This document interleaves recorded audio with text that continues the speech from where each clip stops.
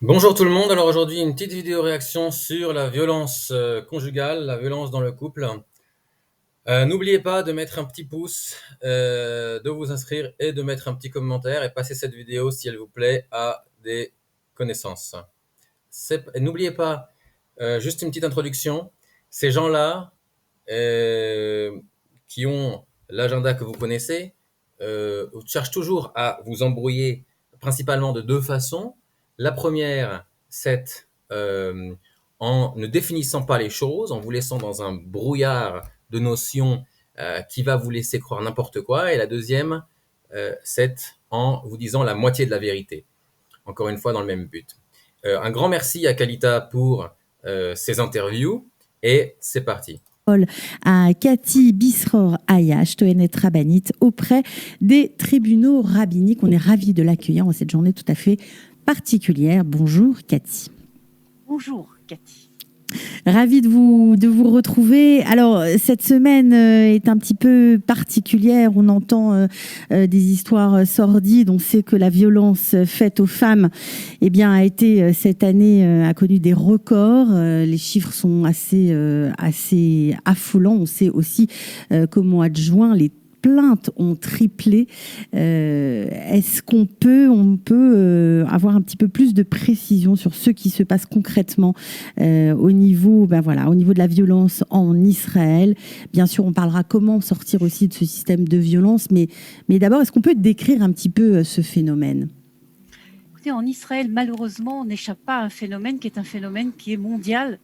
Le seul point positif dans toute cette affaire sordide, vous avez utilisé le terme, je suis d'accord avec ce terme de sordide, c'est que contrairement aux années précédentes, disons il y a 20 ans ou 30 ans, aujourd'hui il y a une prise de conscience, la preuve cette journée, cette semaine internationale contre la violence pour les femmes et une volonté véritablement. Alors, semaine internationale contre la violence contre les femmes. Il n'y a pas de semaine internationale contre la violence conjugale. Il faut savoir que les hommes aussi souffrent de violences conjugales. Il y a des études qui ont été faites aux États-Unis qui montrent que, en général, les violences dans le couple, dans 70% des cas, sont débutées du côté de la femme, et que dans la majorité des cas, elles sont dans les deux sens. Mais débutées toujours en 70% des cas par la femme. Donc, c'est une première étude dans le domaine. Il faut savoir également que il y a des hommes qui sont battus par leurs femmes et que les hommes, quand ils sont battus par leurs femmes, ils n'ont pas de recours. Mais encore une fois, c'est très intéressant. Comment ça se fait que c'est contre la violence contre les femmes, c'est pas contre la violence en général.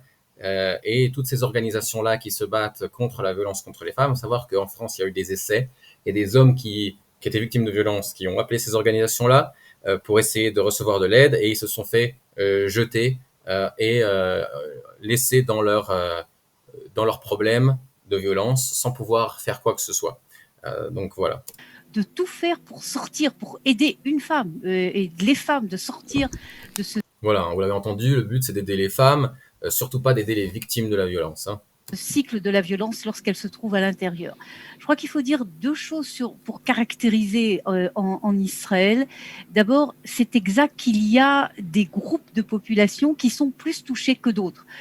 Par exemple, toute la société. Oui, j'ajoute pour YouTube Fair Use. C'est arabe, on a vu le nombre de meurtres de femmes cette année et presque plus que 50% sont des femmes arabes. Et donc ça montre véritablement qu'il y a une violence dans ce secteur. Il y a également toutes les populations de migration chez les Éthiopiens également, d'une certaine manière également dans les populations francophones. Toute la migration, ce sont des situations qui amènent souvent à de la violence, mais, et je dis un mais, le drame, c'est que la violence touche, à part, c'est vrai qu'il y a des populations qui sont plus touchées, mais la violence touche toutes les populations, les riches, les pauvres, les populations séfarades, ashkénazes, religieuses, non religieuses, haridites. Dans le monde ultra-orthodoxe, il y a maintenant énormément de spécialistes, de femmes qui se sont spécialisées dans ce domaine pour justement tenter de sortir les femmes de ce cycle de la violence. Et s'il y a quelque chose qui doit mettre une sonnette d'alarme et être dans la conscience de chacun, c'est que cette violence, elle touche tout le monde. Il y a eu énormément d'histoires qui ont été racontées depuis quelques jours dans tous les médias israéliens. On a entendu par exemple ce professeur d'université de Tel Aviv, quelqu'un qui est considéré comme un des sommités de l'université de Tel Aviv, Et voilà, il s'avère qu'il est impliqué dans une affaire de violence dramatique contre sa femme. Et il est impliqué dans une affaire de violence dramatique contre sa femme. On pourrait très bien dire que c'est elle qui est impliquée dans une affaire de fausse plainte contre son mari. Mais non, il y a parti pris ici. Et c'est très étonnant de la part d'une Tohénète rabbinite qui est censée avoir pour référence la Torah, alors qu'il n'y a même pas eu de condamnation dans les tribunaux civils, qui commencent déjà à culpabiliser la personne qui a été accusée sans aucune preuve, sans aucune raison. Et même s'il avait été condamné dans les tribunaux civils, d'après notre Torah à nous, ça ne signifierait toujours rien, puisque l'on sait que les jugements ne sont pas en bonne et due forme dans ces tribunaux-là et qu'ils ne jugent pas d'après des principes qui sont justes et honnêtes. Et donc, de toute façon, il garderait sa présomption d'être un homme cachère, même s'il avait été condamné par les tribunaux civils. Donc, vraiment, ici, ça revient plus ou moins à de la diffamation, ce qui est dit là. C'est vraiment très grave de la part de quelqu'un qui se prétend être le représentant de la Torah. Voilà. Et je crois que c'est très important de le dire parce que souvent, dans certains milieux, on a honte de ça, notamment dans ces milieux académiques. Enfin, ça rappelle quand même que, voilà, dans ces circonstances-là, toujours dans ce sujet de la violence conjugale, il y a toujours une présomption d'innocence du côté de la femme et une présomption de culpabilité du côté de l'homme. Et dans ce sens-là, les personnes qui souffrent de violence dans les... on va peut-être pas parler de ça, je suis allé un petit peu trop loin, mais le fait est que une femme qui porte plainte va toujours être crue, a priori, alors qu'un homme qui porte plainte pour violence contre sa femme, il va se faire jeter de la police, on va lui rire au nez, il n'aura aucun recours. Même quand il appelle la police, quand elle est en train de le frapper, au moment où la police va arriver, dans tous les pays occidentaux, en général, c'est lui qui va se faire arrêter. Il suffit qu'elle dise que c'est lui qui lui a fait du mal, et puis ça y est, il va se faire arrêter, même si c'est lui qui se fait tabasser. Donc, il y a vraiment ici une prise de position, et c'est-à-dire, ça, bien sûr, on vous le dira pas. Les représentants des organismes des femmes ne vous en parleront pas. Et c'est très grave, parce que du point de vue de la Torah, qu'une personne, qu'un parti soit considéré comme témoin, c'est très grave, c'est très grave. Il n'y a pas de parti qui peut prétendre être à la fois parti et témoin. Normalement, faut amener des preuves et des témoins et pour prouver quelque chose.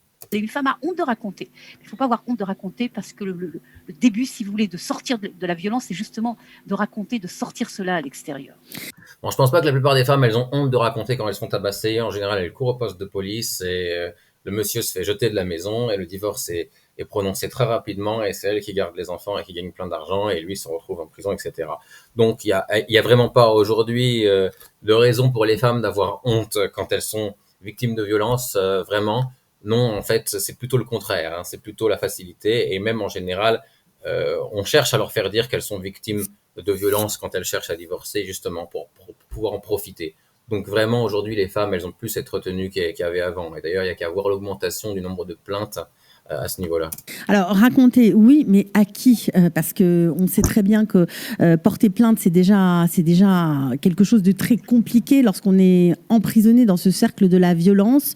Les femmes ne savent pas vraiment à qui se fier. Alors, je sais qu'il y a énormément d'associations. Il suffit de pousser leur porte pour avoir, on va dire, une écoute qui pourra même se traduire par la sortie de ce cycle infernal. Mais comment fait-on si des femmes... Ouais, c'est assez étonnant parce qu'à la fois elle est dans un cycle infernal, dans une prison, et en même temps il suffit de pousser la porte d'organisation ou d'aller porter plainte à la police pour s'en sortir. Donc à moins qu'elle soit séquestrée chez elle, je vois pas en quoi elle est emprisonnée et en quoi elle n'a pas d'issue possible. Et puis les organismes qui aident les femmes dans ce domaine-là, vraiment, il y en a à ne plus savoir comment faire, alors que pour les hommes, il y en a zéro. Les femmes qui nous écoutent en ce moment sont victimes de violences. Quelle est d'abord la première chose à faire pour elles ? D'abord, première chose, si on est victime de violence, il faut immédiatement prendre le téléphone et chercher quelqu'un, une organisation qui peut vous aider. Et il y en a, vous venez de le dire, énormément. Alors c'est vrai qu'il y a un problème, si vous voulez, si des gens nous écoutent et qui n'ont pas accès à l'hébreu, et c'est souvent compliqué. Je vais redonner d'ailleurs notre téléphone, qui est une ligne de conseil juridique. On ne s'occupe pas exactement de problèmes de violence, mais ces derniers temps, on a eu beaucoup de femmes qui nous ont le téléphone en disant, dites-moi vers qui nous adresser, à qui appeler, quel est le téléphone de Nahamat, quel est le téléphone de la Viso, il y a énormément de lignes.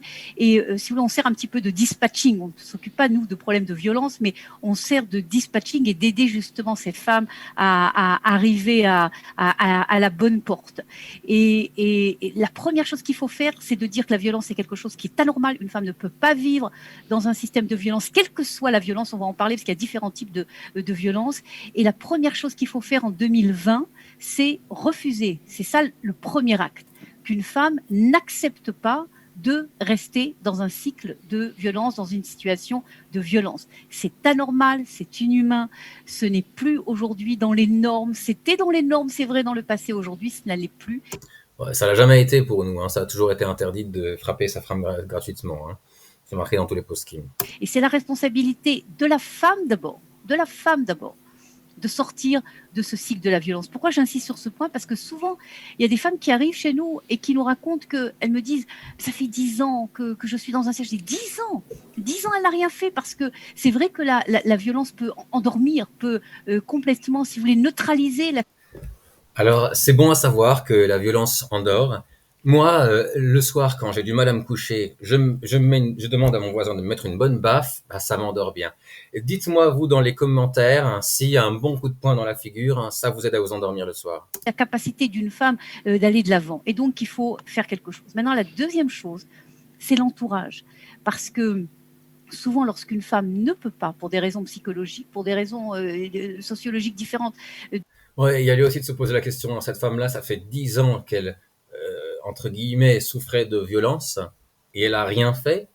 Alors, peut-être que c'est comme elle dit, mais peut-être aussi que cette femme-là, pendant 10 ans, elle n'avait pas la sensation de souffrir de violence, elle se sentait très bien, et que maintenant qu'elle ne se sent pas bien, et qu'elle en parle à ses copines, alors des mauvaises copines, Chaverot, ça, les amis en hébreu, au féminin pluriel, ça a les mêmes lettres que Charavot, les épées. Donc, à partir du moment où on va prendre conseil sur ce qui se passe dans le foyer domestique auprès de ses copines, on reçoit des mauvais conseils, et peut-être qu'elles lui ont dit, tu es victime de violence, c'est inadmissible, il faut que tu portes plainte, etc. Et tout d'un coup, elle remet en question tout ce qui s'est passé pendant 10 ans, et elle retraduit tout ce qu'elle a vécu d'une autre façon, et tout d'un coup, elle réinterprète, et ça devient 10 ans de violence, alors qu'elle était très heureuse et qu'elle lui écrivait des mots d'amour. De difficulté justement de sortir elle-même de ce cycle de la violence. Souvent, il y a pas souvent, le plus souvent, il y a des signes de la violence. La famille le voit, les amis voient des signes. Quand on voit des signes, il faut poser des questions.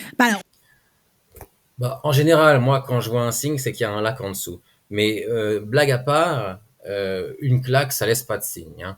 Donc, à part si c'est de la très grosse violence, je vois pas comment on verrait les signes. Les gens sont tristes des fois, ça peut être pour toutes sortes de raisons.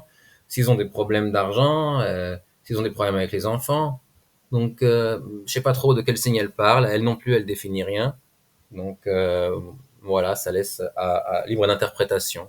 On voit des signes, pas toujours, Cathy, parce que on a vu dans des histoires, hein, de femmes qui ont été assassinées par leur mari, que l'entourage était complètement tombé des nues, quoi. C'était le mari modèle, elles n'ont rien vu. Alors, à partir de quand la femme doit se considérer en danger? Vous parlez de l'histoire de l'assistante sociale qui a été tuée, mais maintenant, maintenant que l'enquête a commencé et que le procès est en train et les premières séances vont commencer, etc., on entend les membres de sa famille raconter qu'ils ont vu des choses. Vous voyez d'abord des choses sur la femme elle-même. Une femme qui est victime de violence, elle n'a pas toujours un regard normal. Il y a quelque chose. Alors là encore, c'est très dangereux, toutes ces histoires-là, hein, qui sont en train de se dire. Si vous voyez maintenant une femme qui a pas l'air bien, maintenant il faut porter plainte contre son mari, il faut maintenant alerter les voisins ou la police, ou commencer à enquêter sur son mari. C'est très dangereux tout ça. Je veux dire, on commence pas à enquêter sur ce qui se passe dans le couple parce qu'une personne n'a pas l'air bien. Imaginez maintenant dans l'autre sens. Vous voyez un homme qui fait la tête, vous commencez à vous dire sûrement que celui-là, sa femme le bat. Ça n'a aucun sens, toutes ces histoires-là. Il faut être attentif, si vous voulez, c'est vrai. Je suis d'accord avec vous. Ça, je suis d'accord, il faut être attentif. Surtout si la personne vous en parle. Si la personne ne vous en parle pas, évidemment, il n'y a pas lieu de se faire du souci, a priori, si on s'est marié avec des bonnes familles. Mais si la personne commence à raconter des choses, bon, il y a lieu d'enquêter, hein, mais il faut aussi savoir l'avis de l'autre côté, de l'autre partie. Et on le voit, et c'est un des grands problèmes, parce que la femme cache. Justement, je vous parlais de cette affaire dramatique d'un professeur de l'université de Tel Aviv. La femme, pendant plus de 15 ans, a caché personne. Tout le monde est tombé des nues, en effet, parce qu'elle n'avait rien laissé Transparaître, ouais. Exactement. Ou peut-être que c'est le contraire, peut-être que pendant 15 ans tout se passait très bien, et le jour où elle a décidé de divorcer, elle s'est dit, bah voilà, je vais maintenant faire des plaintes contre lui, dire qu'il a été abusif dans tous les domaines jusqu'à présent pendant 15 ans, et que je suis une victime qui sort comme Amber Heard, qui enfin ose parler, et je deviens une héroïne. Donc cette mentalité de victime à laquelle on revient. Hein. Non, volontairement. Mais je crois que c'est vrai que c'est compliqué. C'est vrai que c'est un des grands problèmes, d'ailleurs. C'est vrai que c'est compliqué. Et c'est vrai on ne voit pas toujours les signes de la violence, mais il faut être attentif. Alors, attentif même à une violence qui ne dit pas son nom, hein, parce qu'il y a aussi des violences psychologiques qui sont extrêmement... Oui, c'est toujours ça, hein, avec ce genre de personnes, c'est toujours les violences qui ne disent pas leur nom. On n'a toujours pas de définition. Qu'est-ce qui s'est passé? De quelle violence? Elle nous a cité 2 cas là, et on n'a jamais eu de précision sur les violences que ces femmes subissaient. Importantes, des violences économiques. On a eu la chance d'en parler avec vous il y a quelques temps. Alors, il y a aussi beaucoup de problèmes par rapport aux enfants, par rapport à la... Alors, violence économique. Violence économique, que nous dit notre Torah sur la violence économique?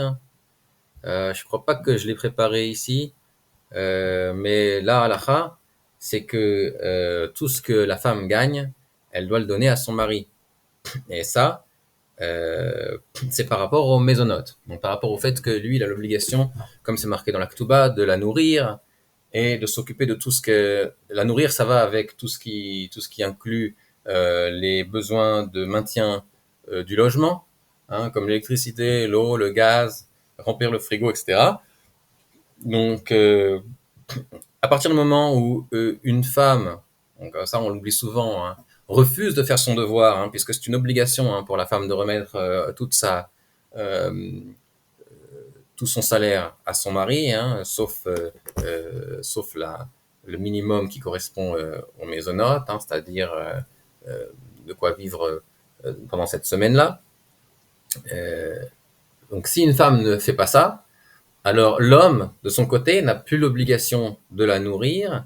Elle doit payer la moitié du loyer et la moitié des charges. Et monsieur a le droit de rentrer le soir à la maison avec un sandwich pour lui et un sandwich pour chacun de ses enfants et lui dire à elle, t'as qu'à te faire à manger. Et je pense qu'aucune femme, même si elle veut garder son salaire, n'est prête à accepter un tel traitement. Et c'est pourquoi c'est pas la peine de faire les malines et de nous dire moi je préfère garder mon salaire et qu'ils soient pas obligés de me nourrir, parce qu'en vérité il n'y a pas de possibilité qu'un tel mariage fonctionne. Donc si une femme respecte la Torah, de même qu'elle a l'obligation d'allumer les bougies, elle a l'obligation de remettre son salaire à son mari. Donc dans le foyer juif, hein, la halacha, le code de loi juif implique que la femme doit reverser la quasi-totalité de son salaire sur le compte de son mari, et c'est lui qui gère les finances pour le bien de la famille. Je pense que c'est pas le cas dans la plupart des couples, et donc ici la violence financière, ben c'est plutôt dans l'autre sens en vérité. Hein, c'est plutôt contre le mari. Et justement, lorsque ça est respecté, c'est-à-dire en général ce sont des femmes qui n'ont pas de travail et c'est le mari qui nourrit tout le monde, et il ne la laisse pas avoir une carte bancaire avec liberté de dépense de tout ce qu'il y a sur le compte, mais il lui donne de l'argent par mois ou par semaine. Alors là, effectivement, on considère ça comme de la violence conjugale, alors que c'est justement dans ces cas-là que la halakha est appliquée. Donc en fait, comme dit Rabbi comme il y a un verset dans les Tehillim qui dit Shatu b'shamaim pihem ulshonam tialech ba'aretz, ça c'est un grand principe. Ils élèvent leur bouche contre le ciel et leur langue s'épanche sur la terre. Rabbi Nachman, dans l'Écoute Moharan, nous explique ce verset. Ce sont des gens qui en ont contre Dieu, mais pour ne pas que tout le monde s'oppose à eux et n'écoute pas ce qu'ils ont à dire, au lieu de parler contre Dieu, ils vont parler contre les hommes. Et là, ils ont une possibilité de se faire entendre parce que les gens ne se rendent pas compte que ce qu'ils disent, c'est contre Dieu. Là, c'est pareil. Hein. On dit c'est de la violence financière conjugale, Alors qu'en vérité, c'est la halakha, hein, donc il n'y a aucun problème. Dans le cas que moi j'ai cité. La famille, quels sont, on va dire, les problèmes en droit familial qui découlent justement de cette... Et pour ce qu'elle a dit par rapport aux violences psychologiques, alors les principaux acteurs professionnels de violences psychologiques, en général, ce sont les femmes, hein, surtout aujourd'hui qu'elles savent que elles ont aucun compte à rendre et qu'elles sont libres de tout. Alors effectivement, si jamais tu me dis quelque chose qui me plaît pas, comment toi t'as osé me dire, comment toi t'as osé me faire un reproche, c'est toi qui dois me demander pardon, et finalement il y a aucun moyen de s'en sortir, hein, et je boude et tu sauras pas pourquoi, et je te fais tout un tas de... Ça aussi, c'est de la violence psychologique, mais jamais on en parlera. Un homme pourra jamais faire valoir la violence psychologique qu'il a subie devant des tribunaux ou devant la police, évidemment. De cette violence, c'est souvent à cause des enfants que les femmes ne bougent pas. En fait. Ou les hommes, hein, c'est pareil. Hein. Ça, c'est vrai, c'est que souvent à cause des enfants, mais quand vous parlez des différents types de violences, et dans cette année, sur cette semaine justement contre la violence contre les femmes, on a beaucoup insisté sur tout ce qui est la violence sexuelle au sein de la famille. Et ça, c'est un phénomène qui était complètement inconnu il y a quelques années. C'est-à-dire que même quand vous parliez, par exemple, de problèmes de divorce, ça n'a jamais, pendant des années, la violence sexuelle au sein de la famille, entre un homme et une femme, n'a jamais été une raison de divorce. On disait, bon, c'est pas une violence sexuelle, c'est pas un viol. Aujourd'hui, c'est rentré dans les normes, pas seulement en Israël, dans le monde entier, que une relation intime entre un homme et une femme, elle doit être voulue par l'homme et la femme. Et lorsqu'une relation intime, elle est imposée à sa femme, même lorsque c'est son épouse, c'est un viol, point à la ligne. C'est un viol, c'est une violence sexuelle. Mais une femme qui subit, et il y en a beaucoup, hein, qui subit des viols au sein du mariage, se demande, mais comment je vais pouvoir prouver une chose? Alors, que dit la Torah à ce sujet?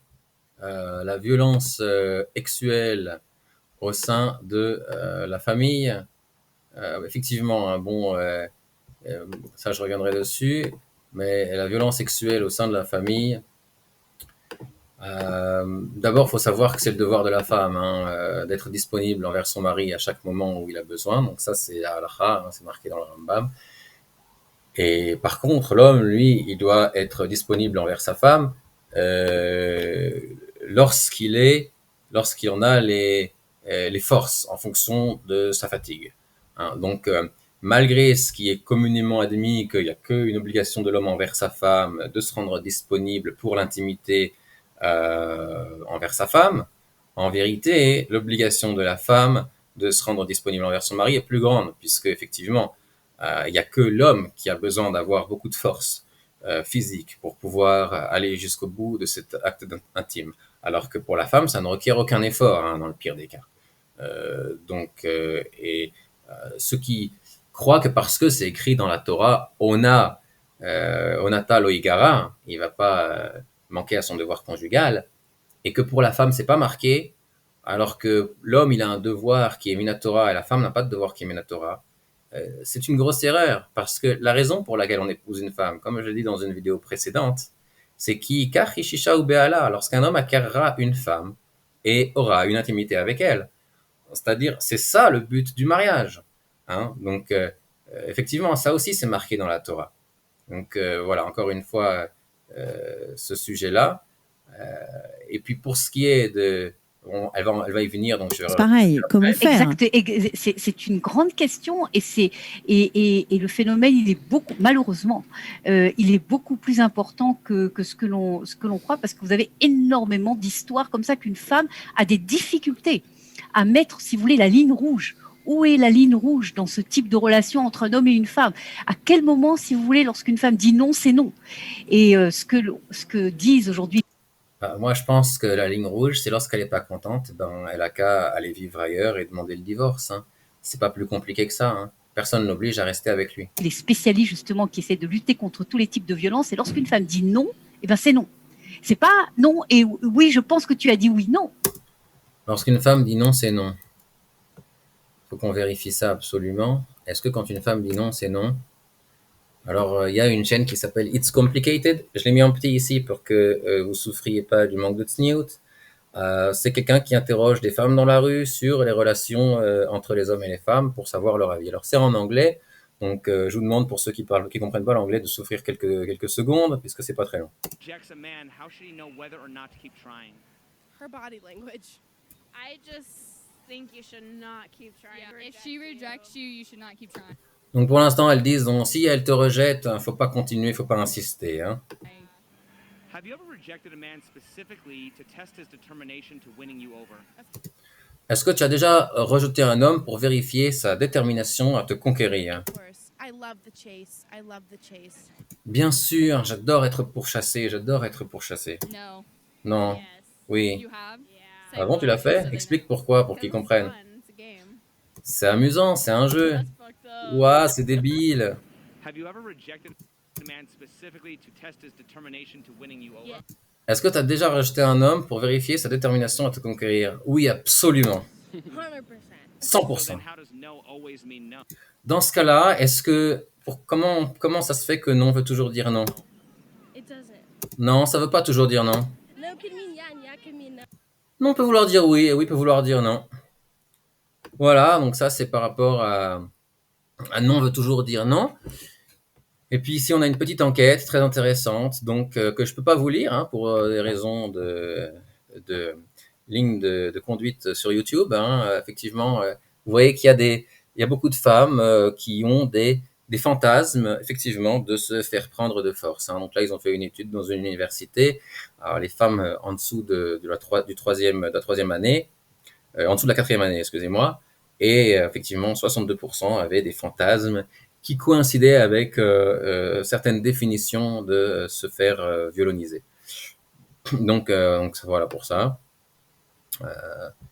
Donc on revient à notre vidéo. Non, c'est non. Et encore une fois, Donc voilà, non c'est non. Uniquement devant les tribunaux, mais dans la réalité, non, c'est pas toujours non, hein, effectivement, parce que les femmes aiment jouer à ce jeu-là. Alors pas toutes les femmes, hein, et les femmes curieuses, elles disent oui c'est oui, elles disent non c'est non, et puis elles n'ont pas des fantasmes pareils.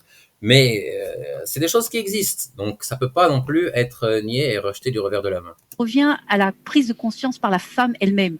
C'est pour ça que ce type d'émission que vous faites aujourd'hui, c'est très important. Parce qu'une femme doit savoir qu'elle est libre de son esprit, elle est libre de son corps, et c'est elle qui doit décider la manière dont sont menées des relations intimes en coopération, entre guillemets, avec son... Encore une fois, il y a des limites, hein, la liberté d'esprit et la liberté de son corps. Homme ou femme, on n'a pas une liberté totale, c'est-à-dire on a le libre arbitre, mais on a l'obligation de ne pas l'utiliser à tort et à travers comme bon nous semble. Hein. C'est marqué Lotaturu acharel vafrem, vous ne vous laisserez pas détourner après les désirs de vos cœurs. Et dans le Talmud, on nous dit c'est la pikorsut, c'est le fait d'avoir des pensées qui sont à l'encontre de la Torah. Pareil pour le corps, hein, je veux dire, une fois qu'on est marié, une femme, elle peut pas aller avec un autre homme. Elle a aussi l'obligation de satisfaire son homme. Et puis si elle veut pas, elle est considérée comme moredette.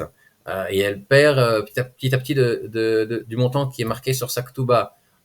Donc on n'est pas totalement libre. Hein. Avec son mari. Et lorsque les choses se lui sont imposées, il y a quelque chose d'anormal. Il faut prendre conseil. Je dis pas que toutes les situations sont... Combien de fois les maris n'ont pas envie d'aller avec leur femme, ça les saoule, ils sont fatigués, mais ils vont quand même lui faire plaisir. Parce qu'ils savent que sinon, elle va leur faire la tête toute la journée ou peut-être toute la semaine. C'est des choses qui existent aussi. Et on n'en fait pas tout un tararam. C'est normal. C'est vrai qu'il y a encore une fois, ce sont des lignes rouges qui sont très compliquées à définir d'une manière claire. Et donc, il faut prendre conseil. Mais d'une manière... Alors, est-ce que c'est compliqué à définir d'une manière claire? Que dit le Rambam? On lit ici le Chot Ne'ara Me'urasa. Donc, quelle est la définition d'un violon? Celle qui se fait prendre en ville, donc un endroit où il y a des gens qui peuvent entendre. Une présomption qu'elle a été séduite parce qu'elle n'a pas crié, jusqu'à ce que des témoins viennent et témoignent qu'elle a été violonisée. Comme par exemple qu'il a sorti son arme et il l'a menacée. Et il lui a dit, si tu cries, c'est fini pour toi. Je te termine.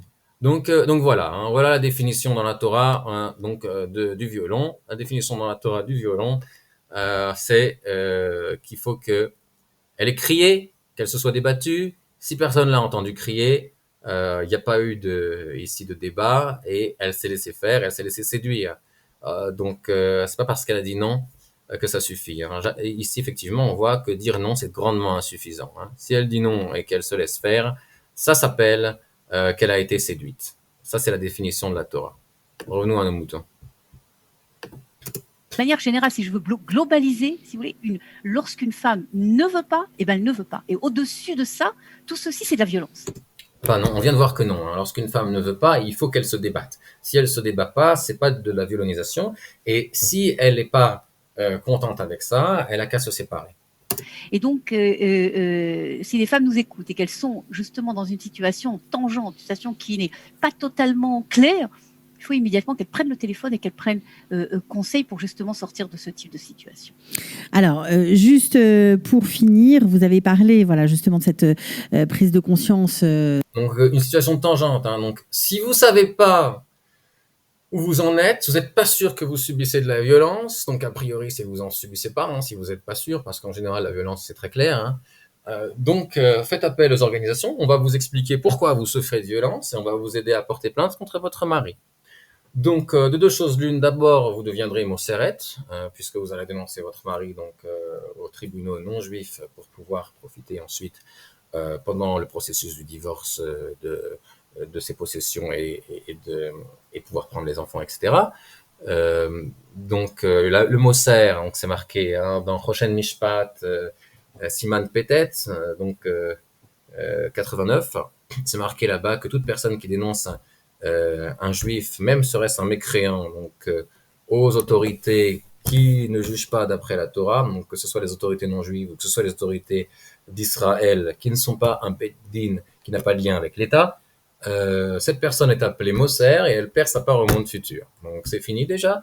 Et la deuxième chose, c'est que comme c'est un processus un peu irréversible, hein, une fois qu'on a porté plainte à la police, ça laisse une trace qui est difficilement retirable. Après, c'est difficile de revenir en arrière et de se remettre ensemble comme si de rien n'était ou de recommencer à tout partager comme si de rien n'était en vivant séparés avant de se retrouver devant le Beit Din. Et donc, en fait, elle va se retrouver en fait avec un guet qui va être battel du fait de cette plainte-là. Donc, en vérité, c'est vraiment pas la chose à faire. D'abord pour pas avoir un get battle et se retrouver ensuite avec des mamzerim ou se rendre chayav chenek, donc peine capitale pour chaque effort fait avec le nouveau conjoint. Et deuxièmement pour pas être moser. Hein. Le mieux à faire dans ces cas-là, c'est de se séparer, d'aller vivre ailleurs et ensuite d'aller au Beit Din orthodoxe et pas celui de l'État pour pouvoir finaliser la séparation tout en évitant hein, toute plainte à un tribunal qui ne juge pas d'après la Torah. C'est le démarrage. Ensuite, d'appeler à l'aide. À quel moment on va porter plainte? Ah, écoutez, là, vous posez une question qui est une question la plus dramatique, parce qu'il s'avère que les chiffres que l'on donne de la violence, les chiffres varient selon les pays, mais l'évaluation est que c'est seulement entre 20 et 25% des femmes qui souffrent de violence qui portent plainte. Encore une fois, un chiffre très intéressant. On aimerait bien savoir la source. On aimerait bien savoir comment on sait une telle chose, que en fait, il y a 4 fois plus de femmes que celles qui portent plainte qui en souffrent. Ça, ce serait intéressant à savoir. Donc, Center for Prosecutor Integrity hein, aux États-Unis. Donc, un truc sérieux. Bon, ils nous disent ici, hein, le titre, hein, 20 millions de personnes ont été faussement accusées. Hein. Donc, les personnes qui accusent, c'est pas toujours vrai. Hein. Ils rapportent qu'il y a 2 fois plus d'hommes qui ont reporté être faussement accusés que de femmes. Et les femmes, en général, c'est pour des questions de garde d'enfants, hein, quand il y a des divorces, qu'elles rapportent, elles, être faussement accusées. Alors, ce qui ne veut pas dire qu'elles le sont forcément. Mais qu'effectivement, c'est probable qu'il y en ait des fausses plaintes dans ces cas-là, ou des plaintes qui sont limites. Mais effectivement, c'est un jeu qui est dangereux, parce que effectivement, on a l'impression qu'il y a un genre qui a le droit de faire des fausses plaintes sans rien risquer, et un genre qui n'a pas le droit de faire des plaintes du même style ça va pas être considéré, et même quand c'est vrai, ça va pas être considéré. Voilà, il y a des fausses plaintes. Donc, parmi toutes les personnes qui portent plainte, il y en a qui sont des menteurs et des menteuses, surtout dans le domaine des abus intimes. Les femmes ont l'habitude de faire ces fausses plaintes, et en général, quand elles avouent que c'était une fausse plainte, en général, elles ont une peine à la noix. On a vu des cas où des femmes, aux États-Unis en particulier, puisque c'est surtout les sources que j'ai vues, ont accusé des hommes, ils se sont fait condamner à 14 ans ou à 20 ans de prison, ou à 7 ans de prison, et quand elles ont avoué, elles se sont pris 6 mois, que finalement c'était 6 mois à la maison, etc. Donc, des femmes qui n'ont jamais vu la prison, alors qu'elles ont condamné un homme à perdre une grande portion de sa vie, et que ça détruit toute la vie en général. Donc, bon à savoir. D'abord, chiffre terrible. Aussi bien que c'est la violence physique que la violence morale, évidemment. Ça, c'est clair qu'il n'y a presque pas de plainte. La violence. Revenons sur cette histoire de violence physique. Bon, d'abord, il faut savoir qu'il y a également, comme je l'ai dit tout à l'heure, des hommes qui souffrent de violence de la part de leurs femmes. Il faut savoir qu'il y a aussi un jour, tous les 13 jours, il y a un homme dans le monde qui meurt sous les coups de sa femme. Donc ça, c'est aussi intéressant à savoir. Bon, l'exemple le plus connu en France, c'est celui-ci. Porté au rouge sur ma peau, et d'ailleurs une partie de la peau est partie avec. 8 doigts cassés, une oreille détruite, la liste est longue. Mais Maxime est contraint de se taire. Nadia a les cartes en main. Elle m'a menacé de dépôt de plainte pour pédophilie sur ses enfants. Et elle a joué là-dessus justement pour me coincer et me forcer en fait à appliquer ses ordres à la lettre et me taire, tout simplement. Le jeune homme est finalement sauvé quand ses parents sont prévenus et viennent le chercher. À ce moment-là, Maxime a perdu 30 kilos, son visage est tuméfié. Son père le reconnaîtra uniquement à sa voix. Voilà. Sexuelle également, c'est-à-dire que le nombre de femmes qui portent plainte est très très bas par rapport à la réalité. C'est un phénomène mondial, c'est pas seulement en Israël. Il y a des communautés qui sont beaucoup plus touchées encore dans ce phénomène de la femme qui ne porte pas de plainte. Par exemple, si vous prenez les milieux traditionnalistes, les milieux arabes, les milieux des ultra-orthodoxes, le type de plainte est beaucoup plus bas. Maintenant, je pense que d'abord, première chose, on l'a dit à plusieurs reprises, il faut prendre conseil d'une manière ou d'une autre. Aujourd'hui, par Internet, il y a toutes sortes de manières. Il faut d'abord prendre conseil avant de porter plainte, d'accord ? Maintenant, je pense que le phénomène, si vous voulez, de porter plainte, il doit être accompagné dans un cas de violence par une organisation qui aide la femme à porter plainte. Parce que lorsqu'une femme tape à la police et dit voilà ça, etc., c'est toujours très douloureux, c'est toujours très compliqué. C'est pour ça que des organisations comme Nahamat, comme la Viso et d'autres organisations ont mis au point tout un système d'accompagnement de la femme. Ça existe d'ailleurs également pour des femmes francophones, pour justement leur permettre, si vous voulez, de faire ce pas, de leur dire voilà, à ce moment-là, tu dois porter plainte et voilà, on va t'accompagner, tu vas pas être tout. Tu dois porter plainte, c'est le maître mot, tu dois porter plainte. Alors, que dit la Torah ? Un homme qui frappe sa femme, c'est une grande faute dans ses mains, comme quelqu'un qui a frappé son prochain. Et oui, c'est interdit de frapper qui que ce soit dans la Torah, et c'est pas différent, sa femme ou quelqu'un d'autre. Et s'il a l'habitude de ça, le Beit Din a le droit de l'excommunier et de le punir de toutes sortes de façons, et de l'obliger de le faire promettre de ne plus continuer dans cette voie-là. Et s'il n'écoute pas le Beit Din, on l'oblige à divorcer sa femme. Bien sûr, à la condition qu'on le prévient à l'avance, puisqu'il n'est pas pire qu'une femme qui se rebelle contre son mari, qu'elle aussi on la prévient à l'avance avant d'accomplir la punition. Parce que, bien sûr, c'est pas normal un homme qui fait ça, c'est pas l'habitude des enfants d'Israël de frapper leurs femmes. Donc, c'est pas, il y a un problème ici, donc on le prévient à l'avance. Et tout ça, bien sûr, c'est quand c'est lui qui commence. Mais si elle l'insulte gratuitement, ou elle méprise, elle dit des paroles méprisantes envers ses parents, et que lui, il l'a réprimandée oralement, et qu'elle ne fait pas attention, il y en a qui disent que c'est permis de la frapper. Et il y en a qui disent que même une mauvaise femme, c'est interdit de la frapper. Et la première logique est la principale. C'est-à-dire, si c'est elle qui commence en l'insultant ou en méprisant ses parents et qu'elle n'écoute pas ses réprimandes verbales, alors effectivement, c'est permis.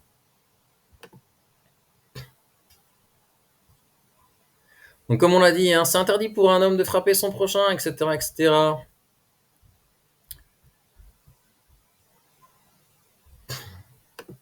Et d'où on sait que la première logique est la principale, donc c'est-à-dire que c'est permis si jamais c'est elle qui commence en l'insultant. Et évidemment que si c'est elle qui le frappe en premier, évidemment qu'il a le droit de lui renvoyer. Hein. Ça, c'est une évidence. Ça, c'est évident. Bon,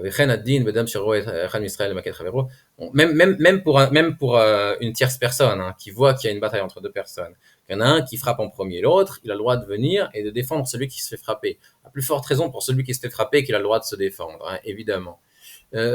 Ici, en fait, ça se rapporte à...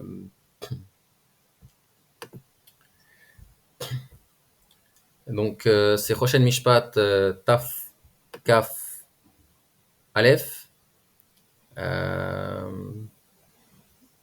On voit ici, dans la notation du Réma, donc à la fin de Taf Kaf Aleph, donc Seif Yud Gimel, de la même façon, si quelqu'un a une personne sous son autorité et il voit que cette personne fait des fautes, il a le droit de la frapper et de la punir afin de la séparer de la faute.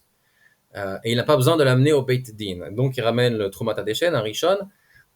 Donc le Gaon de Vilna nous dit, c'est au nom de cette loi-là que la Svara Rishona, c'est-à-dire la première logique, que si sa femme l'insulte, que c'est une grosse faute, il a le droit de la frapper pour la séparer de la faute, hein, puisqu'elle est sous son autorité. Il faut rappeler que dans la Torah, enfin en hébreu tout simplement, hein, dans la langue de la Torah, un mari, ça s'appelle un maître, et donc elle est sous son autorité.